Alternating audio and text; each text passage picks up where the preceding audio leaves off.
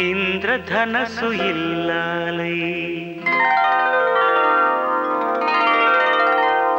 ఇంటి వెలుగు అయ్యింది.